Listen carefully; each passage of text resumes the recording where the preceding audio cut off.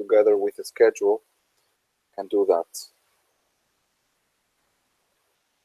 So I recommend everyone to have the Mishne Tora from the edition of Rabbi Yochai Makbili from Mif'al Mishne Tora. If you have it imprinted, that's great.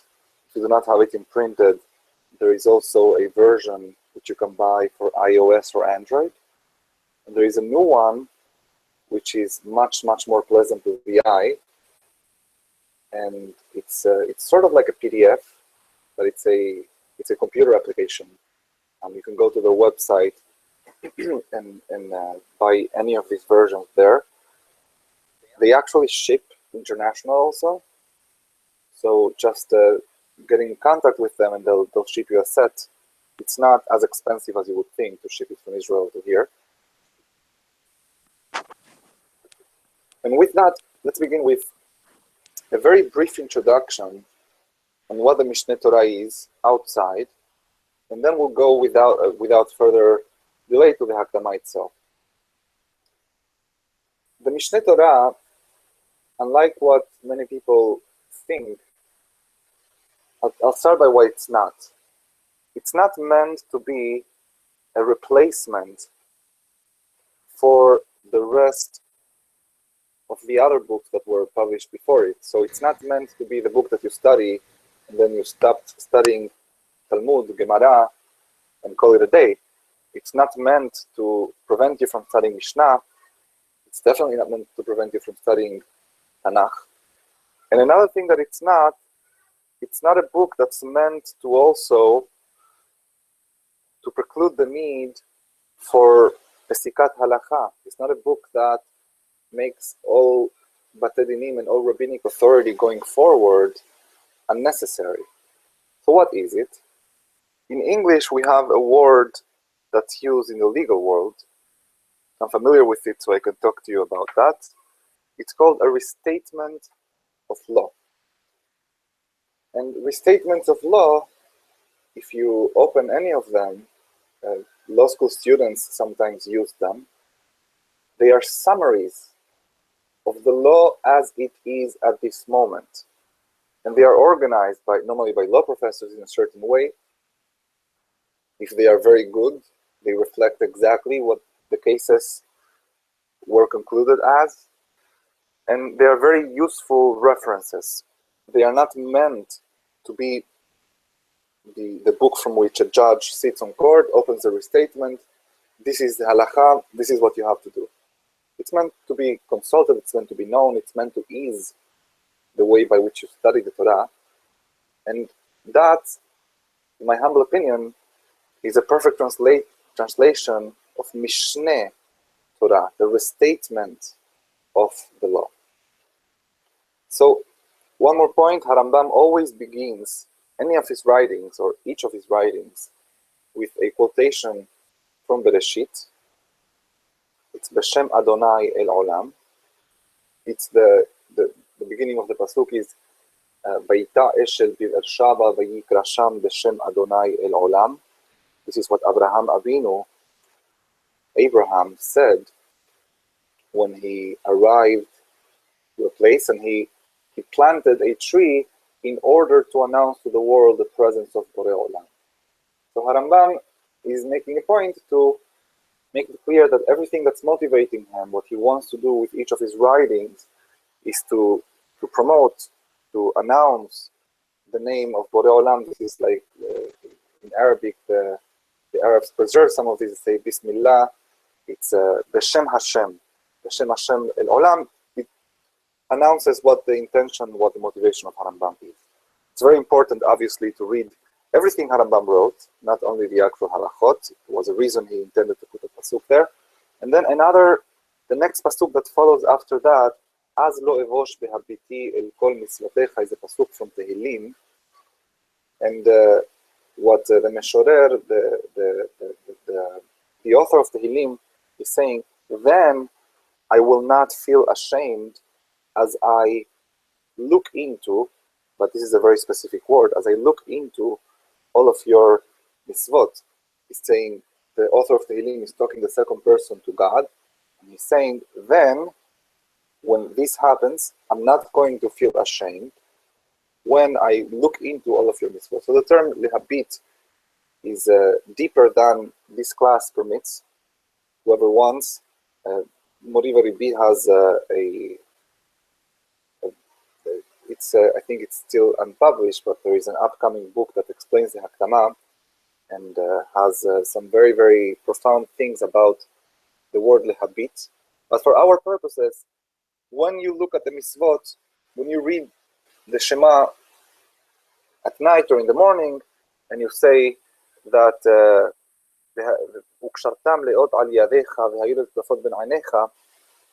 you are not left wondering what that means, because what the Mishne Tora is going to do is going to allow you to fill with content all the mitzvot that you find in the Torah we are going to see in a way that you are no longer ashamed. What does this mean? You know exactly what it means. Haqdama. If you follow the Makbili edition, by the way, the Haqdama is divided very beautifully into halachot, and those are the halachot I'm going to refer to. So when I say halacha aleph, halacha bet, halacha gimal, I'm referring to the edition of Makbili, so it's easier for those who have it to follow. Halacha aleph. כל המצוות שניתנו לו למשה בסיני, בפירושן ניתנו. שנאמר, ואתנה לך את לוחות האבן והתורה והמצווה.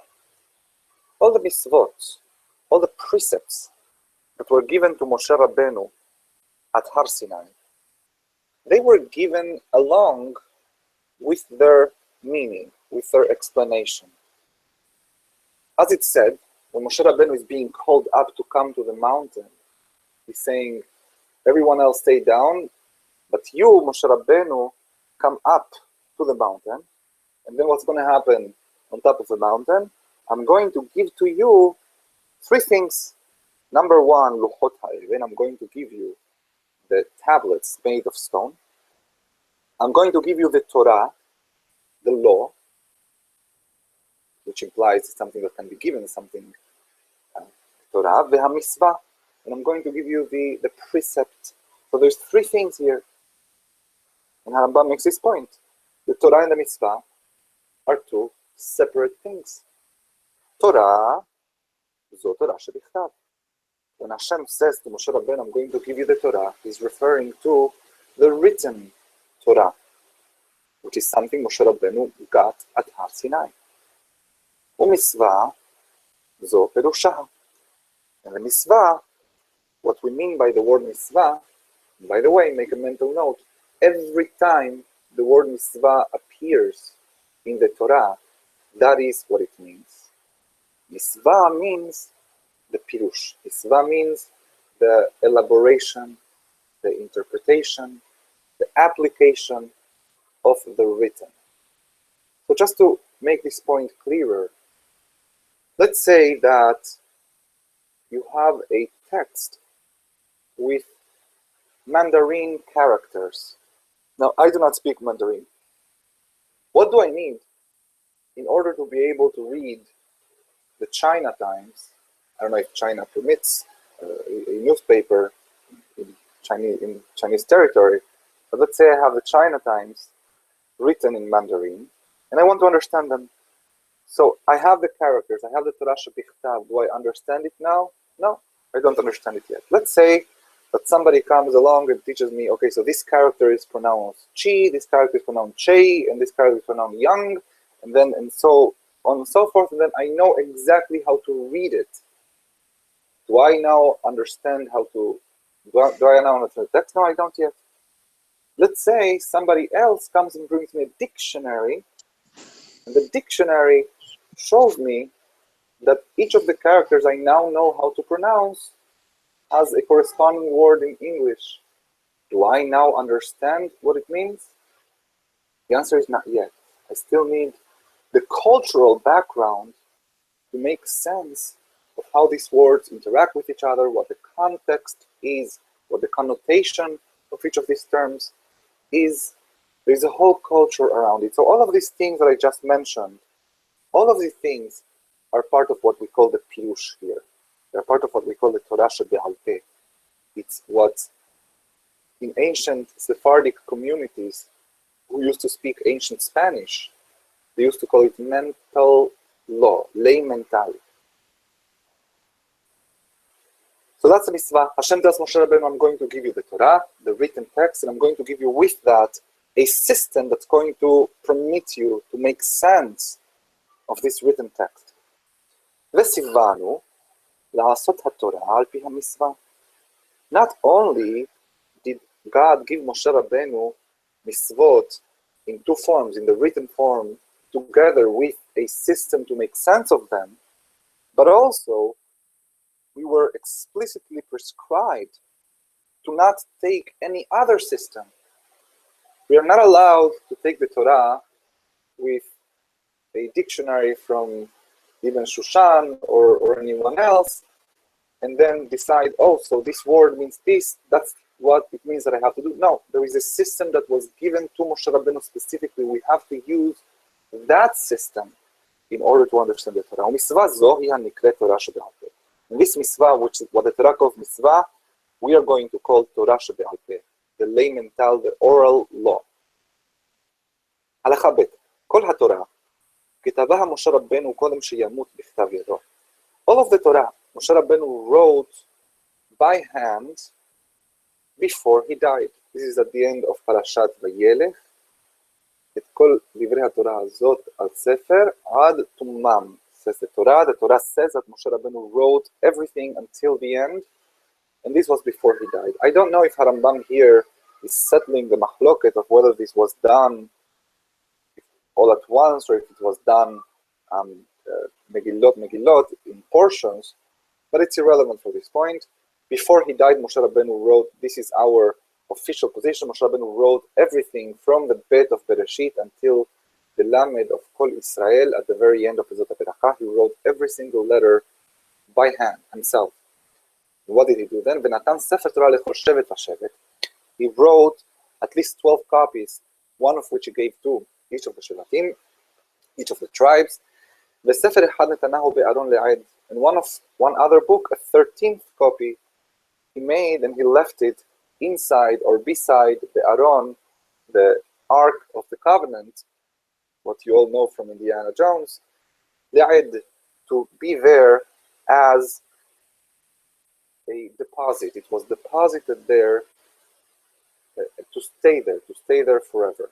Shene'emar, as the Torah says, לקוח את ספר התורה הזה, Moshe Rabbeinu prescribed Am Yisrael, now take this Sefer Torah, as if he is pointing to something physical that he can put his finger and say, take this Sefer Torah, this book, this scroll of Torah, ושמתם אותו מצד ארון ברית אדוני אלוהיכם, and you're going to put it beside the Aron, the Ark of the Covenant of Hashem your Lord, והיה שם בך לעד, and it shall remain there, inside there, for you as a witness, as a testimony, as a testament. הלכה ג' והמצווה. So I know what happened now with all of the written Torah that Moshe Rabbeinu received at Har Sinai. What about the oral Torah? Did that die with Moshe Rabbeinu? No. והמצווה, שהיא פירוש התורה. And the mitzvah, which is the interpretation, the elaboration, the mental law of the Torah, לא כתבה. Moshe Rabbeinu did not commit that to writing. If he had, moreover, anything he did commit to writing, by definition, became part of the first kind of Torah, not of mitzvah. אלא, rather, ציווה בה לזקנים וליהושע ולשאר כל ישראל. Rather, he prescribed it, again the word ציווה, orally, he prescribed this to the elders, the 70 elders he had appointed, to Yehoshua, and to the rest of Am Yisrael. שנאמר, as it is said, את כל הדבר אשר אנוכי מצווה אתכם. All the things, all the words, in Hebrew it's the same word for word and thing, that I am prescribing to you today, again the word mesaveh, orally, אותו תשמרו לעשות. it you must safe keep in order to be able to implement, to do. לא תוסיף עליו ולא תגרע ממנו. You may not add upon it, nor subtract from it. I'm not going to get right now into what that means in the context of Torah Shebe'al Peh, of the oral law. What does it mean not to add, not to subtract? Harambam deals with that at the very end of Mishne Tora in Hilchot Mamrim. ומפני זה נקראת תורה שבעל פה. And because of this, because Moshe Rabbeinu did not commit it to writing and he prescribed it orally to the Zekanim, it's called Torah Shebe'al Peh. It's called the Torah that is oral, that is not written, because Moshe Rabbeinu did not write it. Dalet. אף על פי שלא נכתבה תורה שבעל פה, although the Torah שבעל פה was not written down, לימדה משה רבנו כולה בבית דינו ל70 זקנים. Moshe Rabbeinu made a point to teach it, to actively go and teach it in his court. Moshe Rabbeinu had a court, he wasn't a one-man show, to the 70 elders, to the 70 representatives, the House of Representatives of Am Yisrael, which was composed of 70 sages. Ve'elazar, Ufinehas, Yehoshua, and Elazar, who was the son of Aaron HaKohen, the nephew of Moshe Rabbeinu, and Phinehas, who was Elazar's son, and Yehoshua, who was Moshe Rabbeinu's follower as a leader, and he was his student as well. As it said, Yehoshua bin Na'ar lo yamish mitoch ha'ohel, sheloshtan kibbelu min Moshe. All three of them were part of those that received this Torah from Moshe Rabbeinu. This Torah שבעל פה. וליהושע, שהוא תלמידו של משה רבנו, מסר תורה שבעל פה וציווהו עליה. But with Yehoshua there was something special. Not only did Moshe teach it to Yehoshua, but he also entrusted it to Yehoshua. He entrusted it. The word masar is important. This comes straight from, by the way, like every word in Mishne Torah, comes straight from the first Mishnah of Pirkei Avot. Many of us might know it. Moshe קיבל Torah מסיני ומסרها ליהושע. Moshe received the Torah from Har Sinai, and the Mishnah is referring to Torah שבעל פה here, and he entrusted it, he passed it on to Yehoshua. He conveyed it to Yehoshua, but Masar is not only to entrust it, it's to entrust it and to stop being entrusted with it yourself. So Moshe, by passing it down to Yehoshua, when that happened, Moshe no longer could engage in producing more or in being an authority on Torah Shebe'al Peh. Yehoshua was the new guardian of Torah Shebe'al Peh. Vesivahu aleha. He instructed, or he appointed Yehoshua to be the trustee of Torah Shebe'al Peh. V'chen Yehoshua, kol yemei hayav limed al peh. So to Yehoshua, the way, the modus by which he taught Torah Shebe'al Peh was orally. וזקנים רבים, מן ההלכה וזקנים רבים קיבלו מיהושע. Many sages received this Torah from Yehoshua. וקיבל עלי מן הזקנים. Many generations later, so Zekanim transmitted to Zekanim, one supreme court or one house of representatives to the other, until the time of Ali HaKohen, which is about 400 years later. Ali HaKohen was the Kohen Gadol at the time of Shemuel HaNavi. He was his teacher. And Ali also received this Torah from the Zekanim and from Phinehas. This is in line with this tradition that Chachamim had, that Phinehas lived a very, very, very long life. And Ali probably lived a very long life as well. ושמואל קיבל מעלי ובית דינו. Shemuel HaNavi, also received. Kibel is the other side of the coin of Masar. Moshe קיבל Torah מסיני ומסרها ליהושע. So and Shemuel also received, he was entrusted with Torah Shebe'al Peh by Ali and his court. Again, nobody here is acting on their own. Everyone is with their court. ודוד קיבל משמואל ובית דינו. King David HaMelech, received from Shemuel, the prophet who had anointed him, ובית דינו, in his court. ואחיה השילוני, and Ahia HaShiloni was another prophet. He's a prophet actually who took the kingdom away from David's grandson and gave it to Yarovam, took a little bit of the kingdom from there. And another tradition we have is that Ahia HaShiloni also was another very, very longevous person, and he had come from Israel. I'm not saying what Rambam says here is literally, there might be meaning to that, but again, Rambam's point in Mishne Tora is not to give you his opinion. Rambam's point in Mishne Tora is to summarize, to restate, to organize everything, as we'll see later in the Haqdama, in this introduction, everything he was able to gather in the entirety of the corpus that reflects the Torah Shebe'al Peh we are talking about right now. So Ahia HaShiloni, the tradition says he was from those who came out from Mitzrayim about 500 years before. Ve'Levi Haya, he was a Levite from the tribe of Levi. Ve'Shamar Moshe, and he was privy to having heard the instruction from Moshe. When Moshe went around teaching, he was one of those who heard it.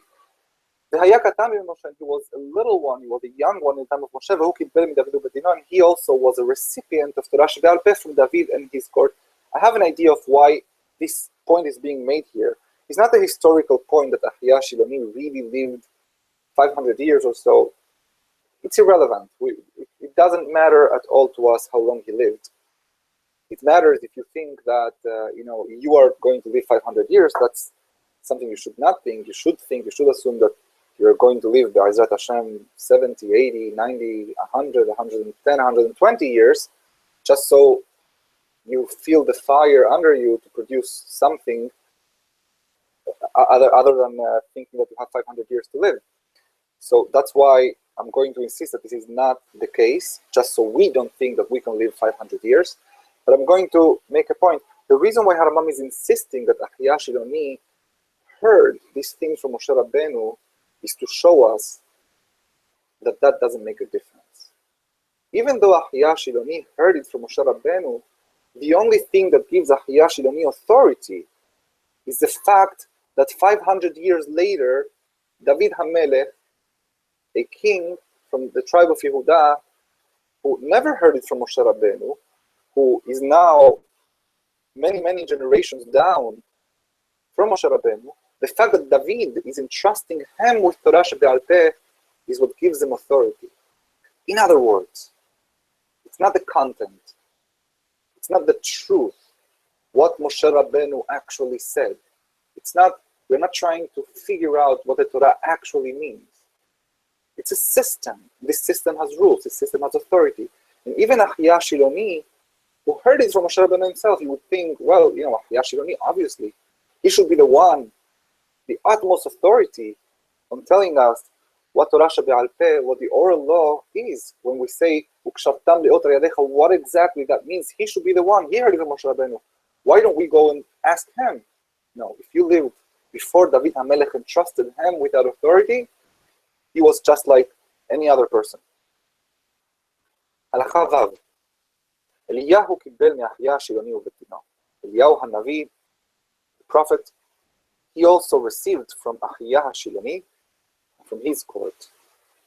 The Elisha was Eliyahu's student, his follower, in being a prophet mostly to the kingdom of Israel, received from Eliyahu in his court. Yehoyada HaKohen, another famous figure in Tanakh that protected the king, etc., he received from Elisha in his court. Uzcharyahu kibel mihoyada uBeit Dino. The next one was Zechariah. Vehoshea kibel miZechariah uBeit Dino. Ve'Amos kibel miHoshea uBeit Dino. I'm not translating because we know what kibel means already. Yeshayahu kibel miAmos uBeit Dino. Yeshayahu. The next one, Umicha kibel miYeshayahu uBeit Dino. This is very interesting, by the way, if you ever want to know what Rambam's position was on what the tradition is on the order of these Nevi'im, you can get it from here. Ve'Yoel kibel miMicha uBeit Dino. Ve'Nahum kibel miYoel uBeit Dino. Ve'Habakuk kibel miNahum uBeit Dino. וספניה קיבל מחבקוק ובית דינו, וירמיה קיבל מספניה ובית דינו, וברוך בן נריה, he was the one who was the scribe for Yirmiyah, who he published his things, but he was a Hacham on his own. He was the follower of Yirmiyahu. He received the Torah שבעל פה from him. ועזרא ובית דינו קיבלו מברך ובית דינו. And Ezra Sofer, about whom we are going to talk about right now, he's the one who received from pretty much the last generation of Nevi'im in Eretz Israel before the destruction of the first Beit HaMikdash. הלכה זין. בית דינו של עזרא, the court of Ezra, הם הנקראים אנשי כנסת הגדולה. They are the ones whom we call אנשי, the people of the great assembly. כנסת from להיכנס, from to assemble. הגדולה, the great assembly. והם, and who are they? Who are these sages from this great assembly? Haggai, Zechariah, Malachi, 3 prophets whose books we have, and they are part of the Asar, of the 12 books. Daniel, Hananiah, Mishael, Azariah, 4 other protagonists of the book of Daniel. Nehemiah ben Hachaliah, the protagonist of the book of Nehemiah. Mordechai, from the book of Esther, you know him. Zerubbabel, who is also in the book of Nehemiah and the book of Ezra. And many sages that were with them. Tashlum, 120 zekanim. Collectively, they added up to 120 sages. Aharon mehem, the last one of them, who Shimon as-Sadiq. And by last, maybe Harambam here means the youngest, or maybe the lesser of them. But Shimon has-Sadiq, Shimon the righteous, is one of the ones who were part of 120 sages serving in the court of Ezra. And he was one of the 120. And he was the recipient, and he was entrusted with Torah shebe'al peh from all of them. And he was also the Kohen Gadol. He served as Kohen Gadol after Ezra HaSofer was the Kohen Gadol. As a side note, note that although Ezra was the Kohen Gadol, and you would think the obvious title for him would have been Ezra HaKohen, note that although Hachamim say that he also was a Navi, he was a prophet, Hachamim put him together with Malachi. They say Ezra was Malachi. Harambam obviously does not agree with that because he named Malachi as a separate Navi. But Ezra chose as the title for himself Sofer. He did not choose for his title Kohen. And this was part of the revolution Ezra did, which was to make sure the Torah becomes the centerpiece of Jewish life, of Jewish national life, much more above and beyond Kehuna, which he was the chief of. So what happened after Ezra? Antignas ish socho halacha het. We are going to stop Be'ezrat Hashem after this halacha.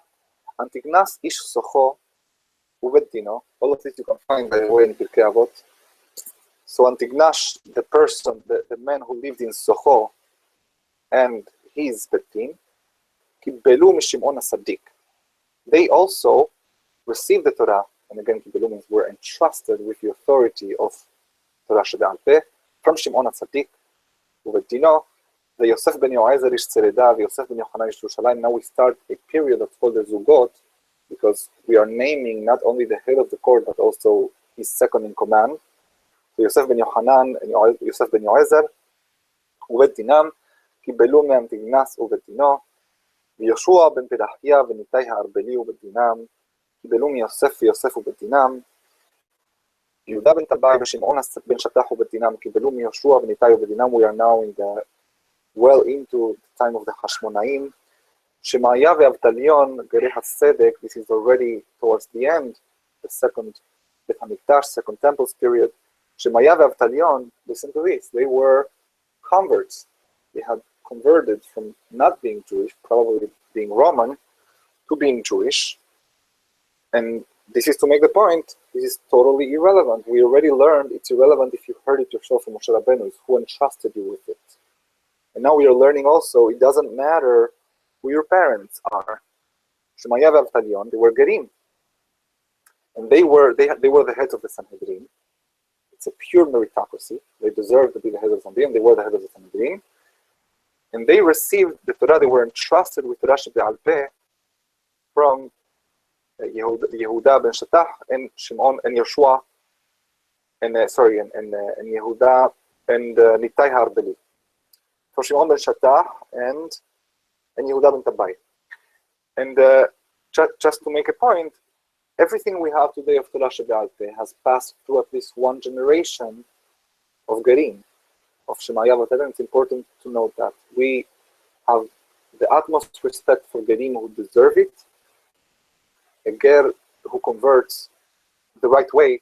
And we read every single Shabbat, we have a halacha to read the translation of the Torah into Aramaic, also written by a Ger. The Bi'akiva came from Gerim, and the list is very long.